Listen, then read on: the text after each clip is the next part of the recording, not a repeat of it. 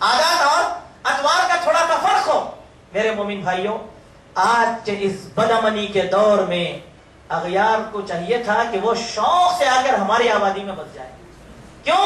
وہ یہ سمجھے کہ بھائی جان کی امان حاصل ہے. ایک واقعہ میرے استاد نے کہا تھا، وہ واقعہ مجھے یاد آیا، میں آپ کے سامنے عرض کروں. انگریز کا ظلم ہمارے ملک کے اوپر بہت بھاری رہا. انگریز کا ظلم ہمارے ملک پر سر چڑھ کر بولنا شروع کیا، اور ظلم کی داستان تو اتنی زیادہ ہے نہ کہا جا سکتا ہے، نہ وہ داستان ختم ہونے والی ہے. اتنا ظلم انگریزوں نے کیا. ہوا یہ کہ کلکتہ میں کسی ایک انسان کو جو غیر مسلم تھا، انگریزوں نے اس کو سزائے موت سنا دی. سزائے موت، بغاوت کے جرم میں سزائے موت. رات کے اندھیرے میں چھپا چھپا وہ اپنے مسلمان بھائی کے گھر آیا. مسلمان بھائی کے گھر آیا، اور خوف کے عالم میں اگر کوئی آپ کے گھر پر دستک دے تو کیا عالم ہوتا ہے آپ بتائیے. رات کے اندھیرے میں وہ آیا ہے، دستک دیا ہے. وہ بھائی اس کو بلایا، بولا کہ تم ادھر کدھر؟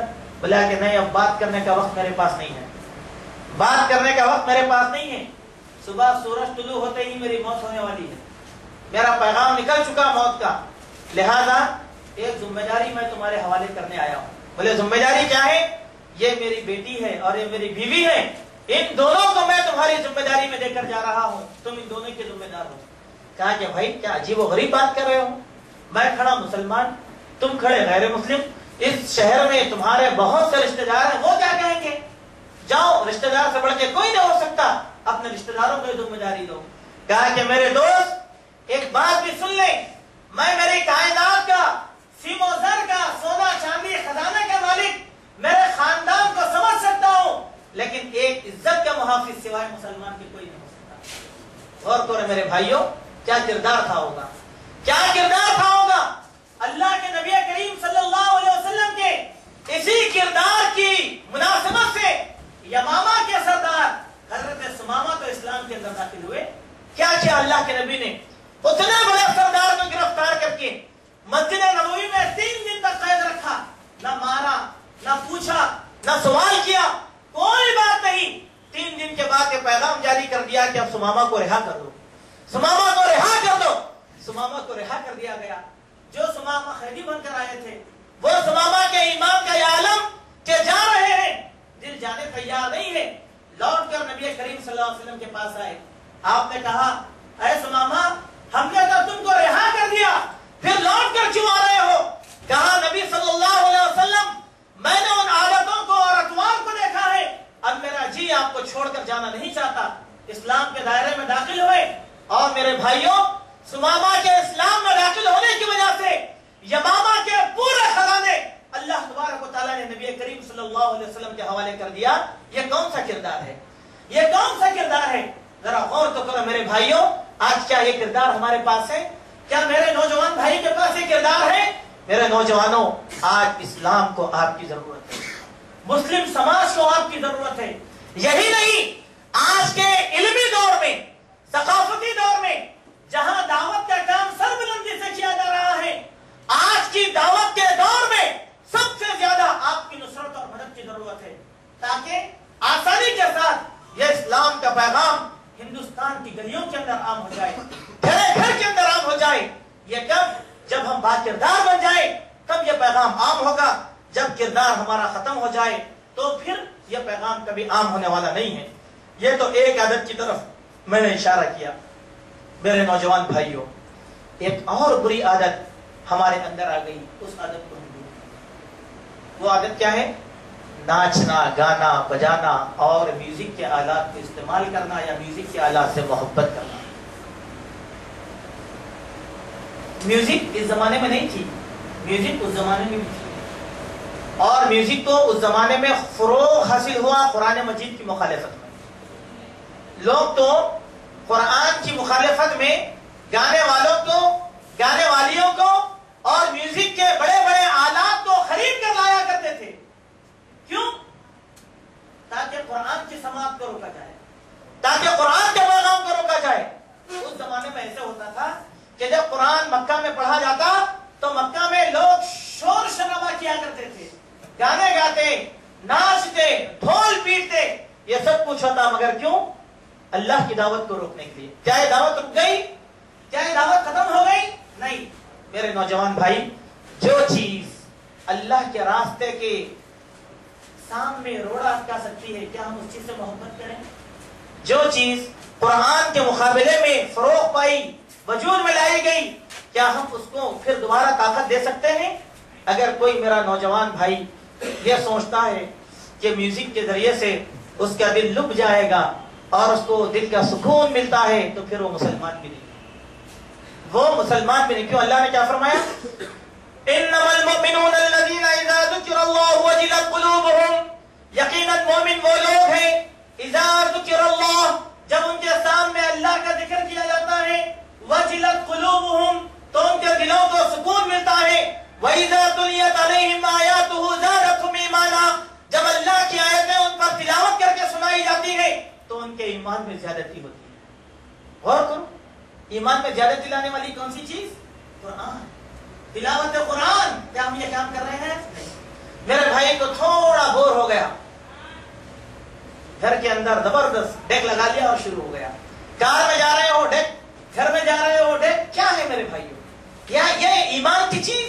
یہ تو قرآن کے خلاف، اسلام کے خلاف آنے والی چیز. چنانچہ دیکھیں اللہ تبارک و تعالیٰ سورہ لقمان آیت نمبر 6 میں ارشاد فرماتے ہیں وَمِنَ النَّاسِ مَن يَشْتَرِي لَهْوَ الْحَدِيثِ، اور لوگوں میں سے وہ جنہوں نے لہو الحدیث کو خرید لیا ہے، لِيُضِلَّ عَن سَبِيلِ اللَّهِ بِغَيْرِ عِلْمٍ، تاکہ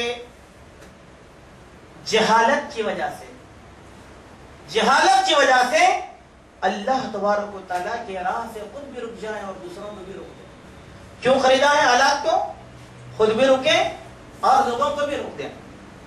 اب آپ دیکھیں وَيَتَّخِذُهَا هُزُوًا، اور قرآن کو، اللہ کی بات کو، اللہ کے دین کو مذاق بنا لیں. اب آپ دیکھیں لہو الحدیث کے معنی کیا ہے؟ لہو الحدیث کی تفسیر میں بہت سے اقوال آئے ہیں. تمام اقوال کا خلاصہ یہی ہے، آلات موسیقی، ناچنے گانے کا سامان، باجے گاجے تاشے، یہ مرفا، یہ شیری باجا، یہ میوزک، یہ سب چیزیں لہو الحدیث میں شامل ہیں. کیوں؟ یہ سب چیزوں سے انسان اللہ کی راہ سے رک جاتا ہے. کیسے رکتا ہے اللہ کی راہ سے؟ سب سے پہلی بات یہ ہے کہ وہ قرآن سے غافل ہو جاتا ہے.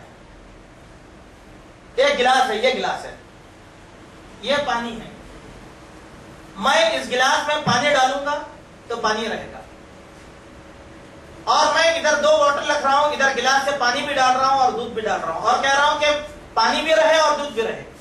کیا دونوں علیحدہ علیحدہ ایک ساتھ رہ سکتے ہیں؟ بالکل ہمارے ایمان کی مثال بھی وہی ہے.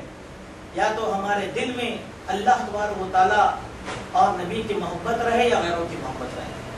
ایسا نہیں شرک پہ رہے اور توحید پہ رہے، دو ایک جگہ نہیں ہو سکتی بات. بدعت میں رہے، سنت پہ رہے، دو بات ایک جگہ نہیں ہو سکتی.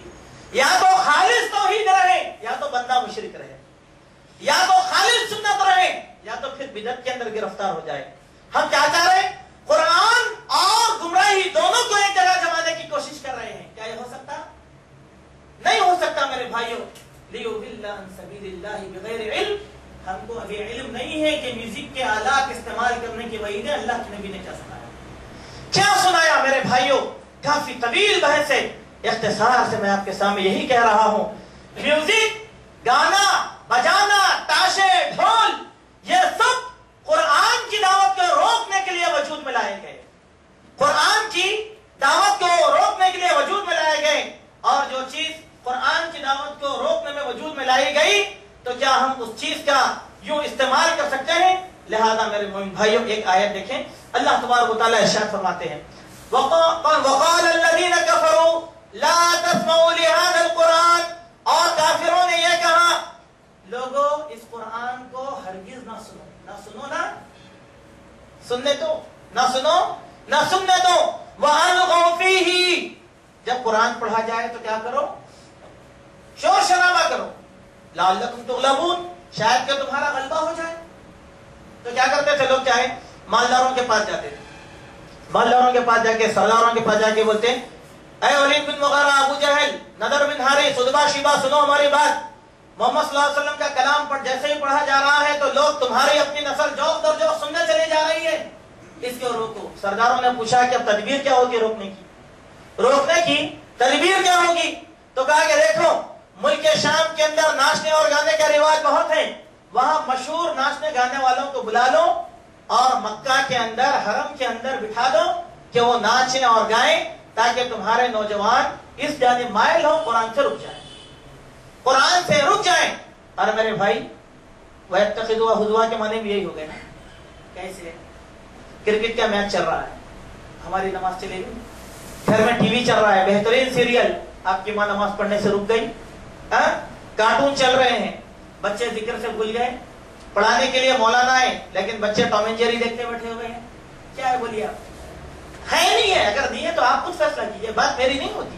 تباہی کے اسباب میں ایک سبب ہے، یہ ماننا پڑتا ہے ہم اس بات کو۔ چلیے نکاح کی محفل کو لو، نکاح کی محفل، واقعی نکاح کی محفل خوشی کی چیز ہے، کیا ہمارے لیے یا نبی کے لیے؟ ہمارے نبی کریم صلی اللہ علیہ وسلم بھی امہات المؤمنین کے شوہر تھے، آپ نے بھی نکاح کیا تھا نا، 9 نکاح نبی صلی اللہ علیہ وسلم کے ہوئے تھے، ہمارے نکاح نہیں ہوا، نبی صلی اللہ علیہ وسلم کا بھی نکاح ہوا، 1 لاکھ سے زائد صحابہ نے بھی نکاح کیا تھا، تابعین نے نکاح کیا، تابعین نے نکاح کیا، تو ہم نے کیا ہنر کیا؟ ہم بھی تو نکاح کر رہے ہیں، لیکن نکاح ایسے ہو جیسے نکاح انہوں نے کیا، چونکہ دین وہاں سے آیا۔ اسی لیے دیکھیں خادی صاحب کھڑے ہو کے نکاح پڑھاتے، کیسے؟ النکاح من سنتی فمن رغب عن سنتی فلیس منی۔ کیا کہا؟ النکاح من سنتی، نکاح میری سنت ہے، میری سنت سے جو اعراض کرے گا ہم میں سے نہیں ہے۔ ہو گیا، چلیے ایجاب اور قبول ہو گیا، آپ نے دولہے کو دعائیں بھی دے دی، دیکھتے ہی اب شروع ہو گئی ہماری خوشی، ناچنا گانا پٹاخے، وہ باجا یہ مرفے وہ مرفے، آرکیسٹرا، سب ہو رہا نہیں ہو رہا؟ بولیے ارے ہماری خوشی میں ہم کریں گے۔ میرے بھائی آپ کی خوشی ہے، لیکن آپ کی خوشی اللہ اور اس کے رسول کی حدود کو نہیں توڑ سکتی۔ اگر آپ کی خوشی اللہ اور اس کے رسول کے حدود کو توڑ دی تو یہ خوشی نہیں، یہ بغاوت ہے، اور باغیوں کو اللہ کبھی معاف کرنے والا نہیں، باغیوں کو اللہ کبھی معاف کرنے والا نہیں ہے۔ بولے ہماری خوشیاں ہم کر رہے ہیں، بولے کیا ہوں گا؟ نہیں 12 ہاتھ کا باجا ہوں گا، شیری باجا ہوں گا، عربی مرفا ہوں گا۔ پورے عرب کے اندر کہیں مرفے کا وجود ہے تو بتلا دو۔ عربی مرفا عربوں کے پاس نہیں ہے، سب چیزاں، وہ جو دف کا ذکر ہے وہ ہمارے تصور میں بھی نہیں ہے، نہ ہم اس کو جانتے۔ کیوں وہ دف والی حدیث کو لے کر جو ہے یہ باجوں کو حلال کرنے کی کوشش کر رہے ہو؟ ہندوستان میں کہیں پر بھی نہ دف ہے نہ دف بجتا ہے، یہاں جو بھی ہوتا ہے سوائے شیطانی آلات کے اور کوئی چیز نہیں۔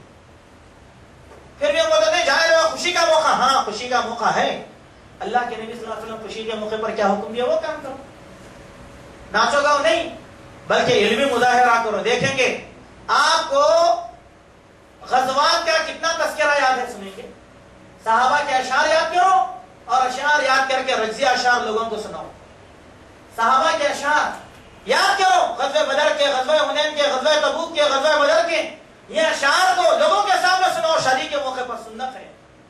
آپ میں کا کوئی فنکار ہے تو فن دکھاؤ، کرتب بازی نہیں، فن دکھاؤ۔ لاٹھی چلانے آتا، لاٹھی چلا کر دکھاؤ، خوشی۔ تلوار آتا، تلوار چلانا سکھاؤ، تلوار چلا کر دکھاؤ، خوشی۔ ایسے یہ ناچنا گانا یہ اسلام نہیں سکھاتا، اس چیز کو کہیں بھی نہیں، کہیں پر بھی نہیں ہے۔ اس لیے دیکھیں حضرت عبداللہ ابن مسعود رضی اللہ عنہ کی ایک حدیث ہے، ابو داؤد میں حدیث آئی ہوئی ہے، جس میں اللہ کے نبی نے فرمایا الغناء ينبت النفاق، نفاق کو پیدا کرنے والی چیز میوزک ہے۔ نفاق کے معنی کیا ہے؟ اسلام سے دشمنی ڈالنے والی، صحابہ میں دراڑ ڈالنے والی، ام المومنین حضرت عائشہ کو بدنام کرنے والی، اسلام کی تاریخ کو مسخ کرنے والی جو چیز ہے وہ کیا ہے؟ نفاق۔ منافقین کا ایک طبقہ تھا، کافر نہیں تھے منافقین، مومنوں کی ہی ایک گروپ کا نام تھا جو اسلام لانے کا ڈھول کرتے تھے اور دشمنیاں پیدا کرتے تھے۔ تو نفاق اسلام سے نفرت دلانے والی چیز، سنت سے بغاوت کرنے والی چیز، صحابہ کی محبت کو ختم کروانے والی چیز کیا ہے؟ نفاق۔ یہ کون سی، یہ نفاق پیدا کرنے والی کون سی بیج ہے؟ الغناء۔ وہ غنا کے معنی کیا ہے؟ ناچنا گانا بجانا۔ چلیے، کما ينبت الماء البقل، جیسے پانی کھیتی کو سیراب کرتا ہے، سبزی پیدا کرتا ہے، اسی طریقے سے مسلمان کے دل میں میوزک کیا کرتی ہے؟ نفاق پیدا کر دیتی ہے. جب نفاق پیدا ہو گیا تو خود بخود انسان دور ہو گیا اسلام سے، قرآن سے، سنت سے، ذکر سے، سب چیزوں سے. اب بھائیو یہ بات بولو، کیا ہمارے گھر میں ناچ گانا باجا نہیں ہوتا؟ ایک تو بھی بتلائیے کہ ہمارے گھر میں ناچ گانا باجا نہیں ہوتا. الحمدللہ جن کے گھر پاک ہے اللہ ان کے گھروں میں برکت عطا فرمائے، جہاں قرآن کا تذکرہ ہوتا ہوگا. ہمارے اکثر گھر 99% گھروں کے اندر ہوتا ہے کیسے ناچنا، کیسے گندے گندے گالے فحش چھوڑی رکھ کے دیکھیں. گانوں کے اندر جو شاعر شاعری کرتا ہے، شاعری نہیں ہوتی. وَالشُّعَرَاءُ يَتَّبِعُهُمُ الْغَاوُونَ، شیطان کی پیروی کرنے والے پوری بے حیائی. آپ کا بچہ سنتا، یہ بچہ سنتا گانا سن رہا، کیوں آپ سن رہے ہیں؟ نا گھر میں بچہ سنا بے حیا فحش گانا. آپ باعزت لوگوں کے درمیان بیٹھے ہوئے آپ کا بچہ آگے گانے لگا، کیا عزت رہے گی آپ کی؟ بولیے آپ، کیا وقار باقی رہ گیا ہمارا؟ کیوں آپ بولتے نا بچہ بگڑ گیا؟ بچہ بگڑا نہیں، آپ نے بچہ کو بگاڑا. اللہ بولتے ٹی وی رکھنا حرام، ٹی وی رکھنا حرام ہے یا حلال ہے؟ بات کا فتویٰ ہے. آپ کا استعمال کیا ہے اور آپ کیا حرکتیں کر رہے ہیں، بولے یہ فتویٰ دیکھو. اپنے کردار کو پہچان. نہیں بھائی میں جو ہے گانے وہ یہ کرنے نہیں لایا. میرے بھائی کسی کا نہ آپ کا گھر محفوظ ہے نہ میرا گھر محفوظ ہے. آپ بے حیائی سے ہے نہیں ہے. چلیے ٹھیک ہے. اس کے بعد دیکھیے شادی برکت کی چیز، ولیمہ برکت کی چیز، وہاں پر اس چیز کا مظاہرہ کیا خیر و برکت لائے گا؟ نہیں. 10 لاکھ کی شادی ہوئی 1 مہینے کے اندر ٹوٹ گئی. بولے کیوں؟ کیوں؟ آپ نے سنت کا مذاق اڑایا، اللہ نے آپ کی زندگی سے رونق کو کھینچ لیا. دیکھیں آپ، اللہ کے نبی صلی اللہ علیہ وسلم نے ہم کو تعلیم دیا کہ جب تم اپنے دلہن سے ملو تو باعزت طریقے سے ملو، اور جیسے ہی کمرے میں داخل ہو جاؤ اس کو دعا دو. دعا سکھائی گئی، دعا پڑھائی گئی، شیطان سے پناہ مانگنے کی دعا بنائی گئی. اللہ اکبر. سوچیے آپ، شیطان سے پناہ مانگنے کی دعا بتلائی گئی. اور میرا یہ چیلنج ہے 100 دولوں میں سے 99% دولوں کو یہ دعا ہی یاد نہیں رہتی. پہلی بات. دوسری بات، اللہ کے نبی صلی اللہ علیہ وسلم نے فرمایا جب تم اپنی بیوی سے ملو تو دعا کرو، جب بیوی سے مل چکو تب دعا کرو. جو شیطان کی شر سے پناہ مانگو. اب آپ کی شادی پوری شیطانیت کے اندر ہوئی تو سوچو کہ آپ کی نسل کی جو بقا ہوگی کیا وہ توحید پر ہوگی یا گمراہی پر ہوگی؟ یہی فیصلہ کر کے دیکھ لو کہ ہمارے پاس کتنی بیدارگی ہے دین کے تعلق سے، اسلام کے تعلق سے. ہم کتنی بے حوی کا شکار ہو گئے. چلیے گانا نہیں ملا، تھوڑے لوگ چلیے ماشاءاللہ گانے کو ناپسند کرتے، لیکن قوالیوں کو تو پسند کرتے. قوالی تو پسند کرتے ہمارے پاس. چلیے قوالی تو پسند نہیں ہوئی، لیکن نعتوں کی شکل میں تو پسند کرتے ہیں ہم لوگ. ہے نہیں ہے؟ نعت آج پڑھی جاتی ہے نبی کریم صلی اللہ علیہ وسلم کی شان میں، اس کو بھی نالائقوں نے میوزک سے پاک نہیں رکھا. اس میں بھی میوزک داخل ہو گئی، اس میں بھی میوزک خوب جھوم جھوم کر پڑھتے ہیں جیسے نبی کی شفاعت ان کو مل جائے گی. غور کرو، قرآن کیوں نہیں پڑھا کرتے؟ کوئی ایک آدمی بتایا ہے کسی گستاخ نے قرآن میں میوزک داخل کرنے کی کوشش کیا؟ اس کی جرأت سلب ہو جائے گی، اس کا ضمیر مر بھی گیا تو وہ یہ کام نہیں کر سکتا ہے کام قرآن کے ساتھ. کیوں؟ یہ تو ایمان کا کلام ہے. میرے بھائیوں قرآن سے دل لگاؤ، میوزک کے آلات کو چھوڑو. اس کے ذریعے سے ہمارے دل مردہ ہو جاتے ہیں. اللہ کے نبی صلی اللہ علیہ وسلم کی ایک حدیث، سنن نسائی کی حدیث، حضرت ابو مالک اشعری رضی اللہ عنہ بیان فرماتے ہیں کہ اللہ کے نبی صلی اللہ علیہ وسلم فرمایا لَيَشْرَبَنَّ نَاسٌ مِّنْ أُمَّتِي الْخَمْرَ يُسَمُّونَهَا بِغَيْرِ اسْمِهَا عَلَى رُؤُوسِهِمْ بِالْمَعَازِفِ وَالْمُغَنِّيَاتِ يَخْسِفُ اللَّهُ بِهِمُ الْأَرْضَ